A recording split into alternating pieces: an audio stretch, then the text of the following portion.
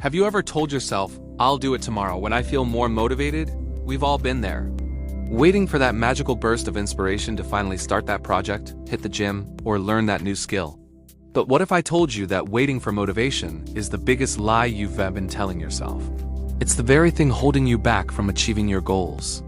For years, we've been sold this idea that successful people are just overflowing with motivation.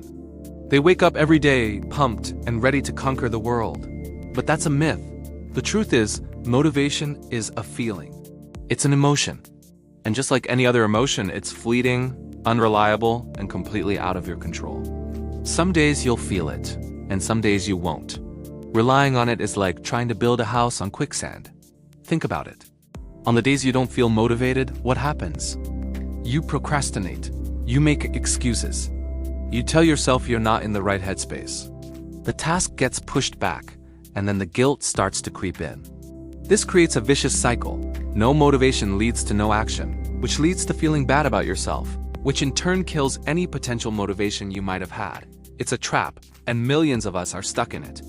So if motivation is the lie, what's the truth? What actually works? The answer is surprisingly simple, and it's something you have complete control over: discipline. Now, I know what you might be thinking. Discipline sounds hard. It sounds boring. It brings up images of military drills and strict rules. But let's reframe what discipline really is. Discipline isn't about forcing yourself to do things you hate. It's about showing up for yourself, even when you don't feel like it. It's the commitment you make to your future self. It's about choosing what you want most over what you want now. The secret that highly successful people understand is that action creates motivation, not the other way around. They don't wait to feel good to get started. They get started and then they start to feel good. The momentum you build from taking that first small step is what generates the positive feelings and the drive to keep going. Let's take a real-world example. Imagine you want to start exercising regularly. The motivation-based approach is to wait until you feel energetic and excited to go for a run. But maybe you had a long day at work, you're tired, and the couch is calling your name. Motivation is nowhere to be found, so you don't go. Now, let's try the discipline-based approach. Your goal is to run 3 times a week. It's on your schedule for today. You don't feel like it at all, but instead of debating with your feelings, you just follow the plan. You put on your shoes. That's the first step. You tell yourself, I'll just walk for 5 minutes. That's the second step. Before you know it, you're out the door. Maybe you start walking, then jogging. And after a few minutes, something amazing happens. The endorphins kick in. You start to feel good. You feel proud of yourself for showing up. Suddenly, you're motivated to finish the run. See the difference? Discipline got you started, and action created the motivation. This principle applies to everything, not just exercise. Want to write a book? Don't wait for the muse to strike. The discipline is to sit down and write 200 words a day, even if they're terrible words. Just write. The act of writing will spark new ideas and build momentum. Want to learn to code? Don't wait until you feel like a genius. The discipline is to spend 30 minutes every day working through a tutorial. The small, consistent actions are what build the bridge to your goals. So how do we build this muscle of discipline? The key is to start ridiculously small. We often fail because we set goals that are too big and intimidating. Instead of saying, I'm going to declutter my entire house this weekend, say, I'm going to spend 10 minutes decluttering one drawer. Anyone can do 10 minutes. The goal isn't to declutter the house in one go.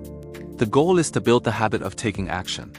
This is what author James Clear calls atomic habits, small 1% improvements that compound over time. The power isn't in the single action, but in the consistency of that action. By making your new habit so easy you can't say no, you remove the need for motivation. You're not relying on willpower. You're relying on a system. Another powerful tool is to build a routine. Our brains love predictability. When you have a set routine, you put your actions on autopilot. You don't have to decide whether or not to do something. It's just what you do at that time. If you decide to work on your side hustle every day from 7 to 8 p.m., it eventually becomes a non-negotiable part of your day, just like brushing your teeth. You don't need motivation to brush your teeth, right? You just do it. That's the power of routine. And here's a crucial piece of the puzzle. You have to forgive yourself. There will be days when you mess up. You'll skip a workout. You'll eat the junk food. You'll break your routine. The old you, the motivation seeker, would see this as a total failure and probably give up. But the new you, the discipline builder, sees it differently. You see it as a single data point, not a disaster. You don't let one bad day derail your entire journey. The most important rule is to never miss twice. Had a bad day? Fine. Forgive yourself and get right back on track the next day. This resilience is the true hallmark of discipline. Let's also talk about your environment. It's incredibly difficult to be disciplined in an environment that's working against you.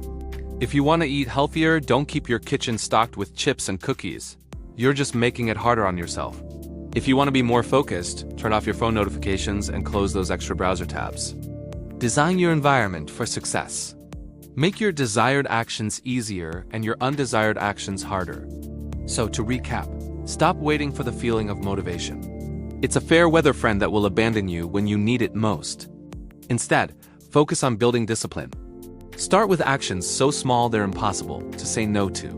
Build routines to put your success on autopilot. Design your environment to support your goals. And most importantly, when you fall off, forgive yourself and get back on track immediately. Discipline is not about punishment, it's about freedom. It's the freedom from the whims of your fleeting emotions. It's the freedom to actually build the life you want, one small, consistent action at a time. It's about becoming the kind of person who keeps their promises to themselves. The next time you hear that little voice in your head say, "I don't feel like it," I want you to smile. Acknowledge the feeling and then gently push it aside. Then take the smallest possible step forward.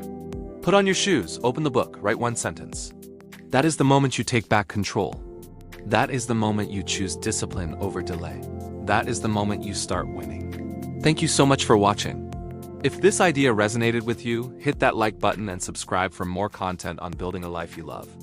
Let me know in the comments what one small, disciplined action you're going to take today. I'd love to hear about it. See you in the next video.